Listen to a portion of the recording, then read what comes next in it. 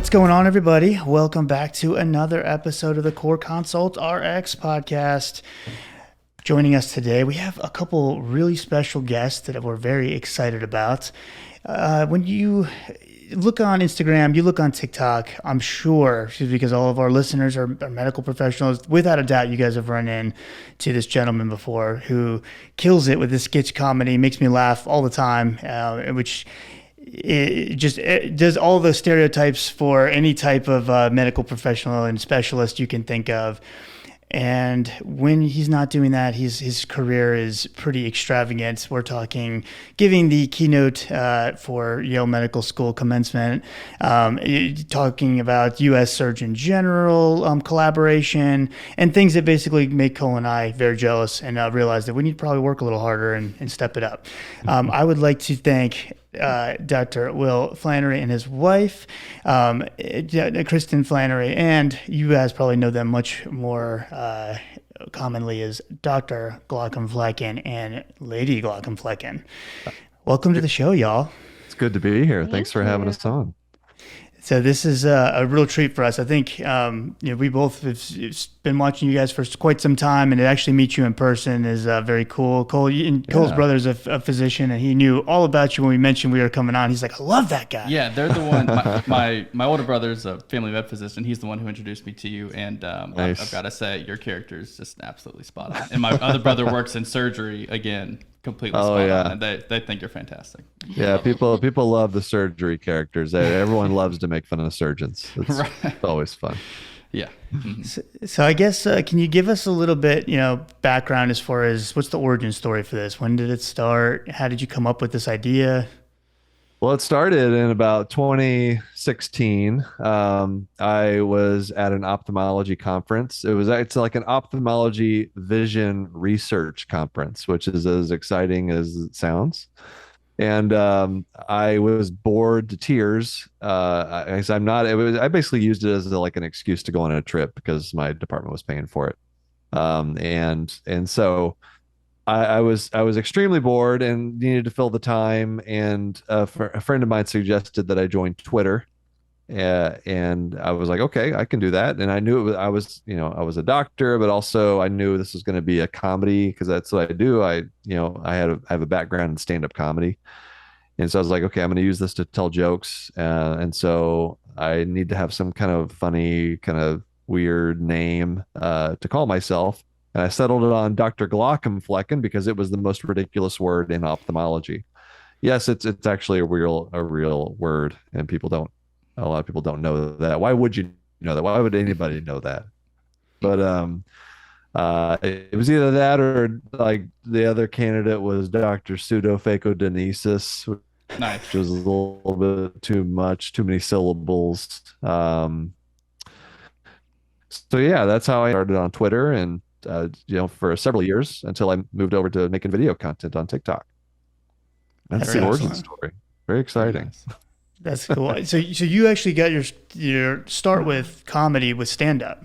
Yeah, I was in high school in Houston, and a friend of mine who was doing it and was like, "Oh, that sounds like fun." And I started doing just writing jokes and hanging out at the comedy club and hanging out with other really funny people. And I wasn't that good to start with. I had like the comedic timing down pretty well because just sometimes you just kind of have that a little bit. I was always the one that was telling jokes with my friends and class clown kind of thing. And so but I learned a lot and got better the more I did it. And looking back at some of the jokes and the content that I was making jokes about, it wasn't very good, and so but it did help me, over time and that's kind of how stand-up is. You just kind of got to do it and jump in with both feet. And yeah, it's a lot of fun. It's scary, but it's fun.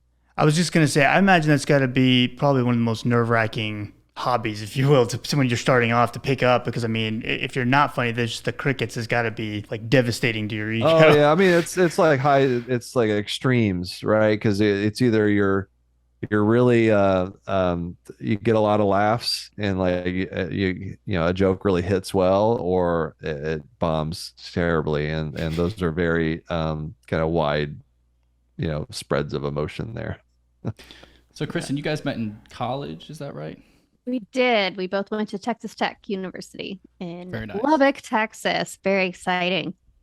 So, I guess you've been with him throughout the whole inception of Dr. Glaucomflecken. And I guess he has a background in comedy, so you probably presume that he may be successful. But I imagine our spouses, who they're both medical, but when I'm leaving for a few hours to go like record with Mike, and I leave my wife there with the baby, she's like, you just going to hang out with Mike. I'm like, no, we're going to do stuff, like, it's important. When Will was there in his room recording videos by himself and doing these characters and putting towels on his head and stuff, were you concerned, or did you just always have faith in him? Like, yeah, he's gonna hit it big. It's gonna be good. Well, I'm not sure why you're using the past tense for one thing. Still doing that. What do you think I'm Very nice. Well, he spent all that time. What do you think I'm doing but after I finish this podcast? But now we know that it hits and everybody's gonna love it. So now it makes total sense. Yeah. Yeah. No, first of all, so yes, I've been along for the whole ride since he was just a biology major, and I was a psychology major, and I am not medical in any way. I went to grad school while he went to med school, and then we got married during that time and have been together, ever since. So I've been along for the whole ride from undergrad through to being an attending. So that's been an interesting thing to witness. But as far as the videos, at first he wasn't doing this for any particular reason other than just that it's a hobby. So I already knew by that point that he's just a weird guy. A very time-consuming hobby. So it didn't surprise me that he'd want to sit in a room by himself and talk to himself as other people. Because I've known him so long. But no, if anything, it's been surprising that it has taken off so much, because there was never any strategy or goal to do any of that. It was just something that was a fun way for him to spend time, blow off steam, be creative. It's my creative outlet. I've always liked to make people laugh, and so just it was a lot of fun. I was seeing the people's reactions to it and seeing what people liked and what they didn't, and fortunately most people liked it, and so I kept doing it. Sure. Yeah, that's excellent. Now, when you were in med school, I've heard that your third year in med school was a little bit world shaking, to say the least, I think. Can you give us a little bit of the backstory on? Yeah, I was in my third year, I was diagnosed with testicular cancer. I was in my mid-20s. I don't know how old I was then. I must have been 26, something like that. I don't know. It seems a long time ago. It was like a decade ago. Yeah. And so, yeah, I woke up. I think I was maybe at the end of my third year, beginning of my fourth year, somewhere around there. I woke up one morning and I felt something weird going on in my testicle. And I was like, oh, what's going on here? What's this all about? And I was, I knew it was that wasn't supposed to happen. I wasn't supposed to have like 3 testicles down there. It was like something growing out of my other testicles. So I was like, let's go get it checked out. And very quickly diagnosed with cancer. And that's a cancer that if you catch it early enough, it's easy to treat. And I just had to have surgery, but it all moved very quickly. And I had surgery within it was the same day you got your same day I got the ultrasound. Yeah. Oh wow. They just took me back there and chopped it off, and that was it. But it did, so physically it was fairly straightforward, but then it's hard mentally to be in your 20s and have cancer. And so I had to I actually started doing stand-up comedy again, because at that point I'd gotten away from stand-up just because life in med school is just too hard to work that in. But then I kind of forced myself. I was like, I started writing jokes about my cancer experience, and it kind of helped me process, the whole thing. And it taught me the value of humor as a coping mechanism for sure. Yeah, no, absolutely. And that's great that you were able to utilize that, because I feel like that's for a lot of people. I mean, I know for me, if something bad's going on, I've never had anything to that extent, obviously, but I feel like humor is just trying to make light of it, and that's kind of how I cope with things as well. So it's always nice to hear, especially people if you've been through something that serious and at such a young age, and to be able to use humor, and I think that's such an awesome way of handling it. And it extended to even then 8 years later or so, whenever the pandemic hit, and it's kind of a similar thing. People, uh, I found that making these silly videos it seemed to help other people cope as well with the very significant challenges that were happening in healthcare. And so it's, that was the first time I was like, oh, man, this is really something to just being able to share a laugh with an audience about a difficult subject, something that's very challenging either in your life or other people's lives. Sure. Yeah, absolutely. Now, when you went to the doctor after you had found the lump and said, "Hey, I'm a med student. I think I have cancer," did they roll their eyes? Because I imagine like my brother must have diagnosed me with 100 things when he was in med school. You know what I mean? Yeah, I don't even think that I don't remember what I said, but uh, I'm pretty sure it was like student health. I know where I was. So I went into student health, and I don't think I ever told them I was a med student. I did tend to not like divulge a whole lot of that kind of information when I go to a new doctor. Sure. And so I went and I one thing I do remember from that initial encounter was just how quickly it was like the exam was so fast. Like, yep, obviously there it is. Let's send you over, get you an ultrasound. I think I know what this is, and this is what we're gonna do. So it was just very, yeah. There was no doubt about it, And so in that way, it made it easier because it went really quickly. I didn't have time to like sit there and think about it and perseverate on the potential ramifications of this and everything. And so it just kind of like they just put you through and got it done, which I appreciated. Yeah. Now, Kristin, that wasn't his last, I guess, run-in with a medical emergency. And you were involved in another pretty big moment, I guess, in y'all's life when it comes to a medical emergency situation. Can you give us some insight for the listeners who haven't heard the story before? Can you give us some insight as to what happened later on? Yes. Where you saved the day? Right up. I mean, there's so many things that happened later on, but that's right.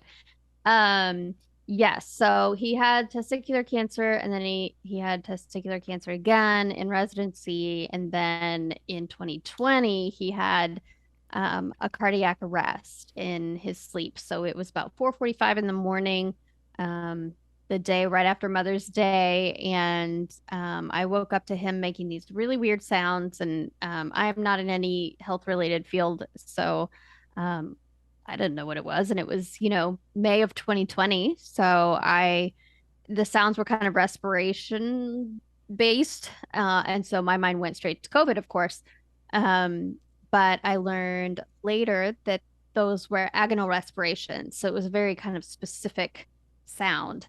And I was coming out of a deep sleep, and so I thought he was just snoring at first, but then like he wouldn't respond, and then he kept making the sound, and the sound got more and more sort of urgent and panicked sounding, and so then I called 911, and the dispatcher walked me through chest compressions. I did hands only CPR for 10 minutes before paramedics arrived, and they got there and they shocked his heart 5 times and gave him all the medications that you give someone in that situation and sent him off to the hospital. So wow. Yeah, that was fun.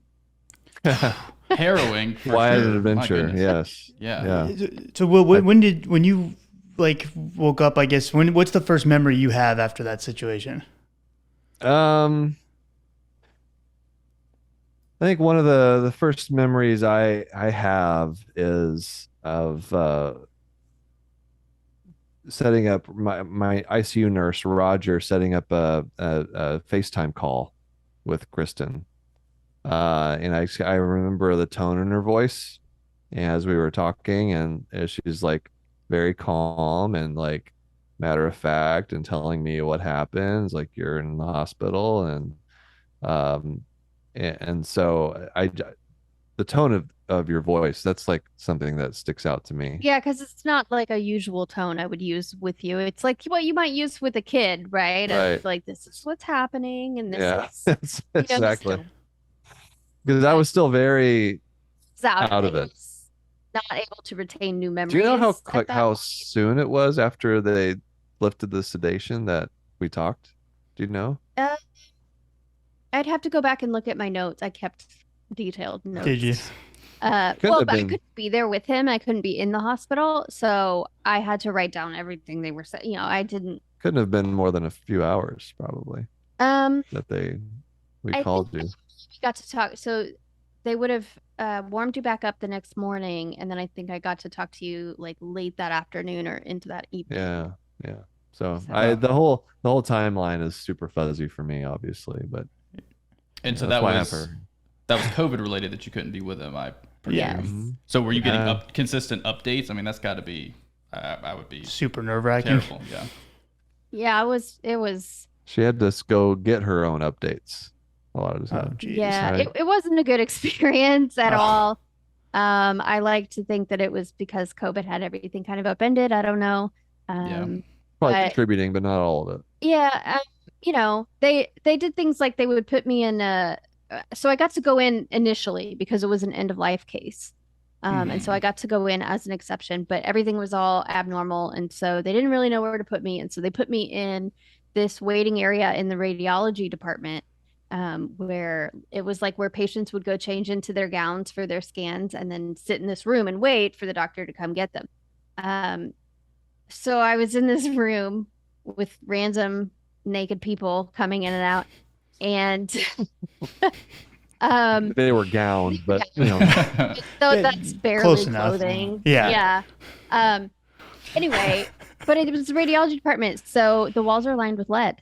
So it cut off my cell phone signal, and I had to go in jeez. alone. Right. So it's things like this that happen all the time to so many people, and no one thinks about it. And it's such an easy fix if you just thought for 2 seconds about what the experience is for the family members or for the patient. So that's one example, one small example of many really traumatic things that happened during that time. But I did get some phone calls. I tried to, sometimes I needed to call in to make sure I got one that day. I know they were trying their best to give me updates, but it was crazy times, and they had a lot going on in the ICU in May of 2020. So, so that was tricky, but I kept notes and I called. Thankfully, with him being in the medical field, we have a lot of friends that are also in the medical field. And so I was able to call some of our friends and just say, this is what they told me. I have no idea what the implications of that are. What do you think this means? So I was able to kind of piece things together over time. And I should go back and look at those notes sometime. I'm sure they are illuminating. Yeah, traumatizing. Yeah. Yeah, I was gonna say, that's Man. it's definitely traumatizing. I do remember. So I wear an Apple Watch, and I remember, I always look at it at the end of the day. It's just a habit at this point to see like where all did I close my rings today? I don't even know what that means. Yeah. Like goals for the day. Yeah, fitness goal, movement goals. Exercise. Yeah. So My I wife, get notifications from other people that they finished their rings, and it just makes Oh. me feel shameful that I haven't finished my rings. yeah, That's it's a how powerful it is for me. motivator. Yeah, it is. But yeah, that day my Apple Watch told me that I had walked 10 miles and I had been in my house all day. That was pacing. I just paced jeez. Wow. all day. So it was very nerve-wracking, obviously, but it all turned out okay in the end. So that's Yeah. good. Well, is that the first time you've ever had to do compressions? I'm imagining. Yeah. Hopefully the only time Yes. I would prefer. But yeah, that was the first time. Not if I have anything to do with it. Yeah, well, you keep trying to die on me. No, but Yeah. I couldn't move him for various reasons, and so I had to just do it there on the bed. Mm-hmm. When that's going on, I mean, how are you feeling? Are you the kind of person who stays calm in situations like that, or were you? It turns out I am. Yeah. I have anxiety, and so it turned out that's like really helpful because I've already thought through every day. I'm thinking through all the horrible things that might happen and worst case scenarios and what would I do and where are the exits and is there an AED in the building and just all of these things, right? So that's just how my brain works on a normal day. So in the moment, of course it was scary, but it's also, you just sort of go into this weird headspace of like, well, this is just what needs to be done. And so that's what I'm going to do. And I'm just going to focus on doing that and we'll worry about the rest later, you know? So I was thinking of all of the very practical and logistical things of, you know, trying to obviously convey all the information that I needed to the dispatcher. And then as I was doing the compressions, you know, she would ask follow-up questions and then that would make me think of another thing to tell her. And you know, I was telling her like which corner of the house we were in and I was giving her the garage code so they could try to come in that way. And I asked her, you know, if they could shut the kids' door when they came upstairs because I didn't want the kids to wake up and come out and, you know, see their dad like this. And so I was just thinking of things like only that. Kristin could multitask at a time like that. So and then as they were working on it downstairs, I didn't want to watch that. I was down there initially and I was like, I don't know if I can keep it together for this part and I don't want to get in the way. So I went back upstairs and just keeping myself busy. I was like, okay, well, I got to call our parents. I got to call his office, make sure they know that they'll need to reschedule his patients for the day, pack a hospital bag to send with them in case he goes to the hospital. Like I was just thinking of all of the, in retrospect, it's just kind of funny. It's just all the little every piece of that is elements. way better than what I would do in that situation. I can just imagine. No, my work would have no idea what happened because I have no way to be calling them. There's no chance I would think of doing that. That's amazing. He would be so mad at himself if he just didn't show up for work one day. Like I was thinking of what his reaction would be. And sure. I mean, it's just the weirdest things go through your head at that moment. But I was like, it's going to be very important to him that I think I had a pretty this call. decent excuse. Yeah, I'd say as excuses go, that's pretty solid. Like, so I was in cardiac arrest. I'm going to be at least late tomorrow. Right. It's going to be after lunch. That's amazing. Yeah, so Will, on the other side of that, was that motivating for you to continue with your content? Did you go through a period where, you know, I don't know, things changed or kind of? I woke up in the ICU and pretty much immediately started tweeting again. So I would say it didn't deter me from posting on social media. I think that's how Kristin knew that I was going to be okay, is when I started like making coherent tweets. That it was you in there. Like I knew you were going to survive. They told me that. But we still didn't know like if you were able to function cognitively in the same way. And so when you made that tweet, I saw that along with everyone else in the world and it's like, oh good, he's still in there. So it you know, that I would say I pretty much documented the whole journey, you know, of recovery and dealing with insurance and all this stuff that comes after a major medical event.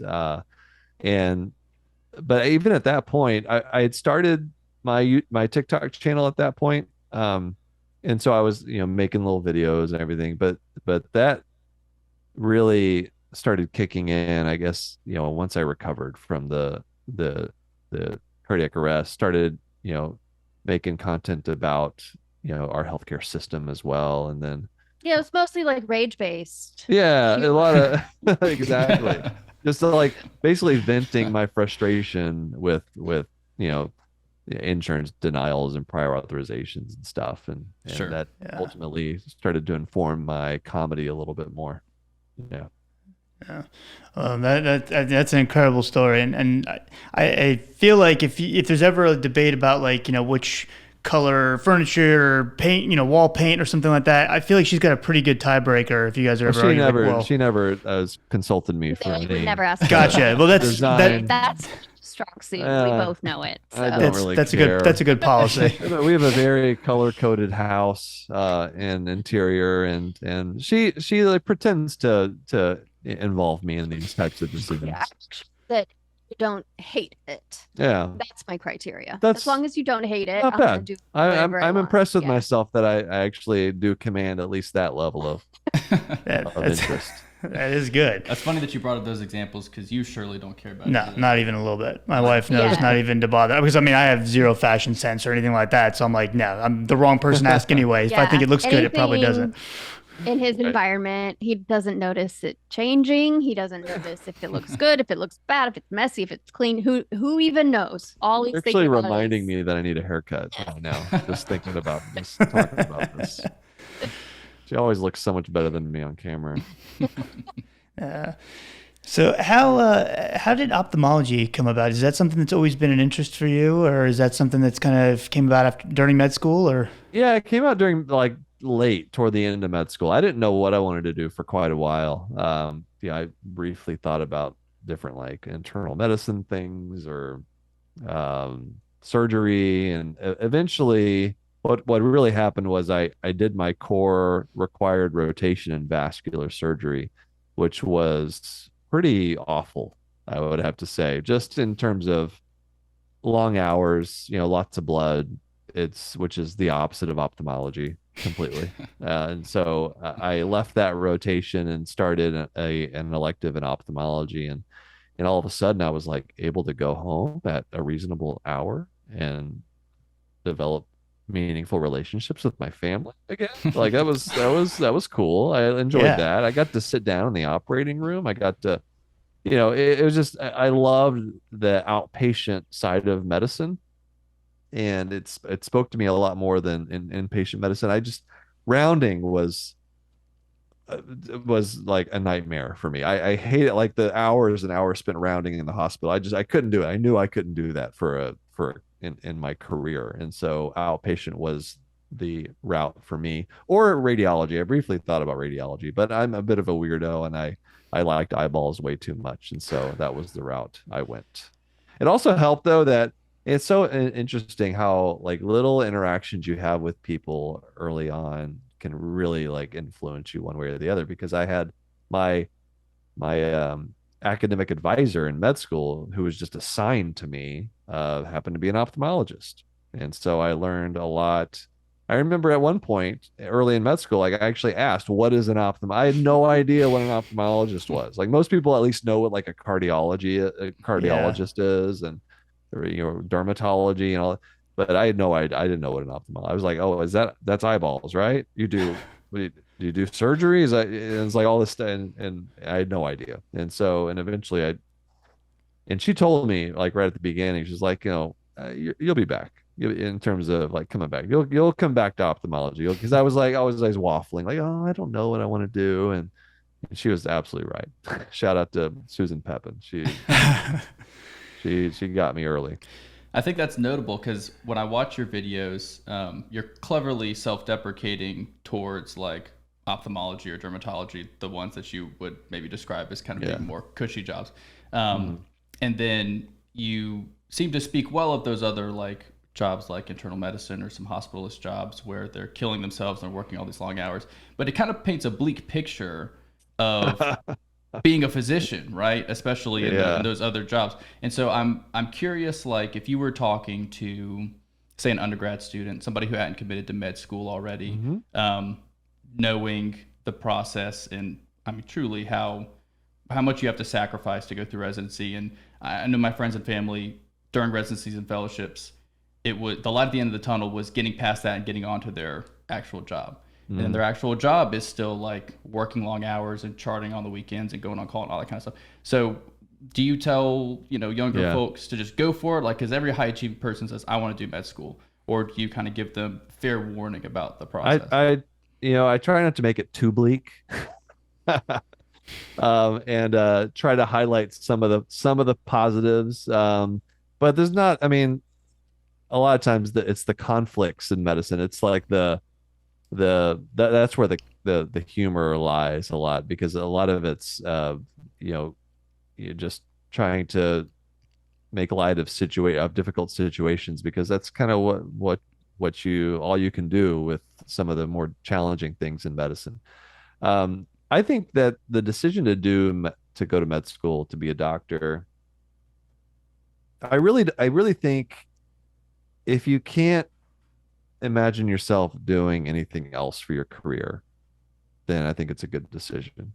Yeah, If that's good. people are not sure, like, oh, I kind of want to be I kind of want to be a musician, or I kind of want to, Yeah, go do that. I kind of want to be, in business, or I want to, work in a restaurant, or I want to, whatever.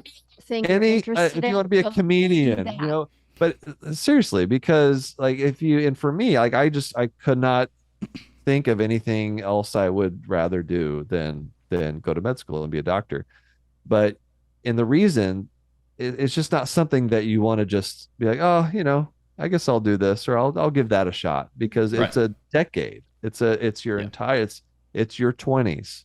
Mhm. Or if you decide later and you want to maybe do something else, like try to be a professional comedian for 10 years and then go back to medicine, which you can do, it's still going to be 10 years. It's still going to be a decade of your life spent with long hours, learning an incredible amount of information uh, to get to that point.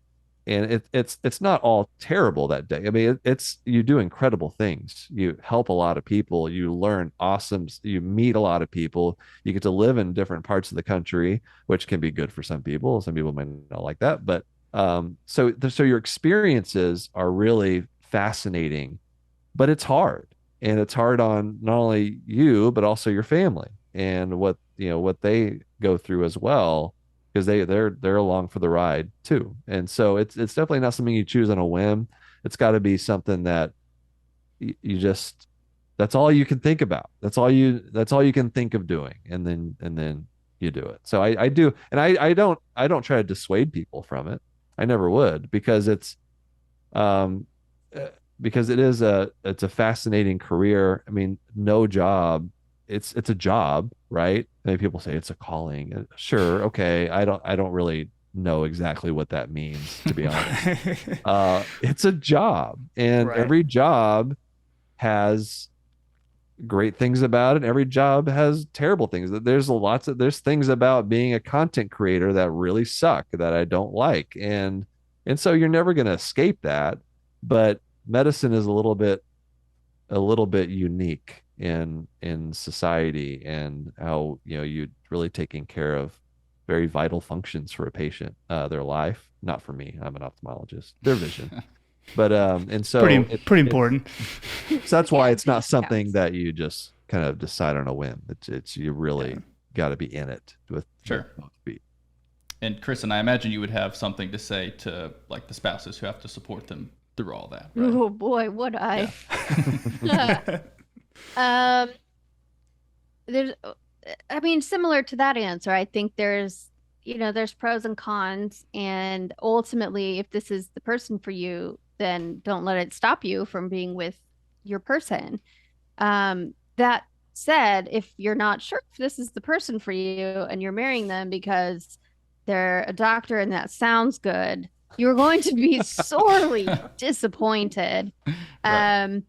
I do remember a time in med school, listening to or reading on the internet, which is never a good idea. Don't do that. But I was reading on the internet, these Facebook groups of like medical spouses and things, and a lot of people talking about how they never saw their spouses, and they know, just talking about all the bad parts. And I was like, whoa, I don't know if I can do this. So I do remember having a moment like that. But and then I also When remember did you have that moment? Yeah, we need a med specific date, school. please. Was it in med school? Yeah, you Okay. clearly made an impression on you. We had a whole conversation about it. I was crying, Well, but you got to remember she clearly, saved you, so you're gonna have to yeah. take that in the Yeah. chin. And then I thought about it again after the CPR. After he almost died, uh, then it was like Thank God he's an even during ophthalmologist. CPR. Yeah, no. Even during CPR, I thought, oh man, we just got to this point in our life that we have been working so hard to get to, and we didn't even get to enjoy it. And if I knew that this was the outcome and I could go back and do it again, I would not do that. I would not want to be spending our time that way, if I knew that this was all that we had.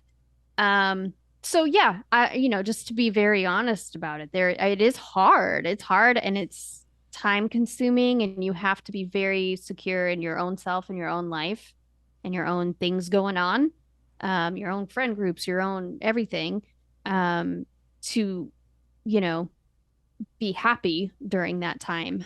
But it's, you know, people do it all the time. It's possible. And there's other ways that life is hard that other people are dealing with. So, I mean, Sure. there's no one right answer for anybody, but yeah, just make sure that you're sure, that you're really, really sure that you know, that it's worth it for you to be along for this ride. Yeah. When you were having that that kind of internal dialogue in your head at that moment, did that help you give a little bit extra oomph on the on the compressions? Oh God, I'm glad it did. I'm gonna answer for you. Yes, it did. I'm here. Mostly just make me angry, honestly. But Hey, that works. Whatever. Doesn't matter. no, Anger, love, whatever gets those compressions going by the end of the day. mostly was the thing that really, really, you know, once you ignite the fire in a mama bear, Yeah. watch out. So Yeah. that's the honest answer. You know, of course I was thinking about us and about him and about how am I going to pay the mortgage all by myself, and, you know, all the things. But the thing that just, I think that I credit anyway for being able to go that long is just these kids are not going to wake up today and not have a dad. Sure. No. Yeah. Yeah, I think that's a really good perspective to have. Absolutely. So let's talk a little bit about the podcast. So you guys have rolled out a very successful podcast called Knock Knock Hi, right? Based on one of your one of your characters. Knock knock. Hi. Yeah. Yeah. So tell us a little bit about how that came about and how y'all decided to do that together, whereas the majority of y'all's content, you know, other than some videos and things, have been separate, right? So tell us a little bit about that. We always kind of, for quite a while, we played with the idea of doing a podcast together, coming up with, you know, ideas, things that we could talk about, because we've had an interesting life together and separately as well, and we're pretty good about bantering with each other. Yeah. You know, the truth is he couldn't handle a podcast all on his own, because what people don't know is I'm actually the funny one. Oh yeah, that's true. I could see that. And so we already were thinking about it, and then we actually approached by this production company, Human Content, and they're putting together a podcast network, and I guess they had come across my content and were interested in partnering with me on something, and I was like, hey, let's do a co-hosting thing. Let's do it together. We'll call it something with the Glaucomfleckens. And at that point, I mean, this was really just within the past 6-8 months that this has been, it kind of got off the ground pretty quickly. It feels like it's been a lot longer, but and so we knew we wanted to do it together, and we chose Knock Knock Hi. Actually, that was your idea for Knock Knock Hi, because it's kind of like I had so many videos at that point. I had this series of TikToks of the med student, you know, introducing himself by saying knock knock hi, I'm the new med student. And so it seemed those videos are about all the different areas of medicine. Yeah. So, you know, it kind of was a nod to the fact that we're going to be talking to people from all areas of medicine, and just kind of hearing about, hey, what do you do? What's life like for you? And how did you get here? And that's ultimately the goal, I think, for the podcast, is showing a human side to being a physician or being in medicine. Because for a long time it's been hard for healthcare professionals, to kind of show that side of themselves, because either it's thought of as unprofessional or for whatever reason. And I think it's helpful for the general public. The more I've been doing this thing on social media, it's shown me how important it is for the public to see us as like just regular people. You know, we just do this unique job in society. And so that's the goal, really, to bring on all these amazing guests who do just a variety of different things, and talk with them about, you know, have them share their own stories from training, from their life as a doctor, and most of the time they're funny, and sometimes they're kind of shocking, and just kind of the whole gamut of emotions, and then we'll play little games with them as well, and it's just overall it's just a lot of fun. Yeah, and it just fun. Shows a fun side to being in medicine. Very good.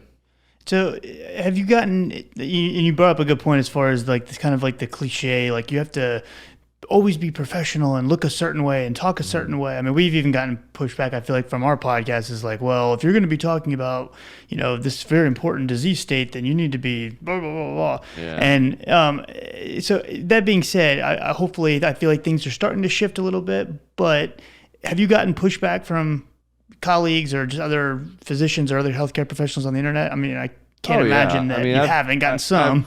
I get it all. I get it frequently. When you use humor as a physician, you kind of invite that type of response because it's a relatively new thing. There's not a lot of people. It's become more common, I think, over the last 5, 6, 7 years of people showing that side of themselves on social media, having a social media platform where you use humor. I encourage it. I think it's fantastic. But as you have a lot of people who came into medicine at a time when that wasn't accepted and it wasn't thought of as a good thing, that you needed to detach any emotion from what you do. And so I do think that's changing, and that mindset is going to phase out of medicine, and it should, because that's not good for our own mental health. It's not good for that physician-patient relationship to hide that side of yourself it's your empathetic side, and so we need more of it. And so I do think it's changing, and the people that get mad at a particular thing, as long as unless it's, I mean, sometimes I say things that maybe warrant a little bit of pushback, and that's fine, but if you can tell what's reasonable negative feedback and what's not reasonable. People want to see that their doctors are genuine, authentic human beings. Yeah. We've moved from this model back in our parents and grandparents' time where doctors were kind of seen as these deities, but whatever you say, doctor. But the problem with that is when you make a doctor a deity, you dehumanize them, and that also makes them less functional because in fact they are human. And all it does is deny them their humanity and deny them the chance to share humanity with their patients. And I don't think that helps anyone heal from anything. Sure. So I think it's an outdated notion, and like you said, I think it is changing. And life is hard and messy, and that's when you go through things like what we've gone through, you can see so clearly that it's not either or, right? It's not you either are professional or you have fun. You can do both. It's both and, life is happy and sad. It's hard and wonderful. It's, all of these conflicting things together. And so why any one profession needs to be any different than that, it doesn't make any sense to me. Yeah. Well, I feel like, in my opinion, it's almost like people who can separate those two. Like, I can be an intelligent person who's very capable, and also be a normal person. I can turn that part of my brain off for a second when I'm just talking to someone who's not medical, let's say. I feel like that helps you build so much better rapport with patients anyway. Like, patients don't like the old school, like, have their back, to you, just typing vigorously on their computer. What? Okay, yeah, just take these pills, get out. It's like, they like that, like, human connection now. Yeah, exactly. Absolutely. Yeah, so they can find the information on Google. They don't need to come to you for that, right? So now what they're looking for is, the relationship, the connection, the healing, not just here's the answer. Yeah. No, that's a great outlook on it. I definitely hope, and I feel like it is, but I definitely hope that more and more kind of take over that mindset, because I feel like it's going to be better for, like you said, healthcare professional, mental health, and patient, care in general. Yeah, and your content does a lot to break down those walls, I think. Do you find that most of your followers are medical, like people laughing at themselves, or do you have a swath of, depends on the platform. I think on TikTok, that's where my most non-medical audience is. Probably YouTube as well, but mostly TikTok, just the way the algorithm works. Twitter is probably almost mostly medical. Yeah, so it just kind of depends. I think I have more non-medical followers than I probably think I do. Yeah, which we were really surprised by at first, because it seems like such like inside baseball kind of jokes. But I think that people really like, medical stuff. People are interested in it, even Yeah. if that's not what they do professionally. There's always been medical dramas on TV and, Right. various things. So I think it's just an area that people are interested in, which is, another reason I came on the podcast. I kind of provide that voice of, a non-medical person trying to understand what you're talking about and listening to these stories and finding humor in them as well, kind of bring that perspective. Sure. And even if you're not in the industry, everybody has an interaction with a doctor. Exactly. People know what, the surgeons are like, even though it's a bit of a caricature, maybe generally what the personality types are like, or, they see these other types of physicians. So maybe they don't know all the ins and outs of like a pathologist and stuff, but they interact with doctors and they can understand. Right. It's medical drama and it's like workplace dynamics and, who doesn't love those things? Yeah, absolutely. And I imagine too, is, kind of just as you used humor going through some really, really tough times. I mean, I imagine, and I'm sure you've gotten even some feedback from your followers and stuff that that's probably helped a lot of people cope with difficult stuff, whether it be med school or what have you. Watching your comedy, even if they're not themselves like someone who makes content like that, but I imagine it's helped them get through some tough situations or tough times. Yeah, I do hear that a lot, especially with the pandemic. Yeah.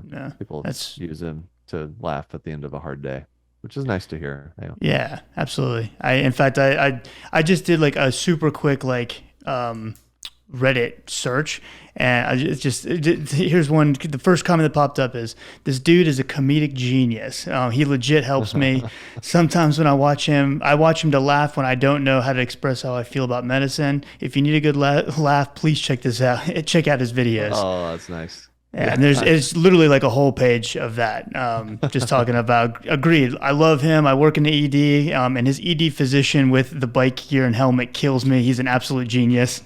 So yeah, it's just one after the other, people awesome. Talking about it. So you've built a pretty awesome legacy for y'all. So I appreciate that. Yeah. What do you Thank see you, this Reddit kind of user? Yeah. Where do you see this going? Like, do you have any kind of idea of like what obviously the podcast is, I'm sure, going to do great. And do you have any ideas of where it's going to go from here? Not really. I mean, we don't have a lot of like long-term goals. We just kind of see where it takes us, that's how we've started the podcast. Done the whole thing that way. The whole thing's been that way. So just take it a day at a time and build it and see where it goes. And just what's fun, like what is what's going to keep us engaged and keep it from being a job and more of just a fun thing to do. Right. How much time and then and energy obviously, but how much time does it take to make like one TikTok or reel? Yeah, from writing to filming to editing to posting, it's probably a little over 2 hours, I would say. Right, that's including writing too.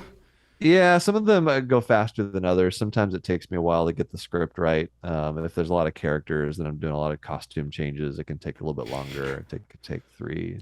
I mean, he's using the word writing, but I'm writing it. It's mostly in his head. Yeah, well, I actually have been, now that I have so many characters, it's starting to get complicated. A little more now, but and so the longest time it's just been like an idea in his head, and then it comes. Yeah, that's how I used to do it, and it is more efficient when I actually write it down, and instead of like writing it in my head as I go and filming it.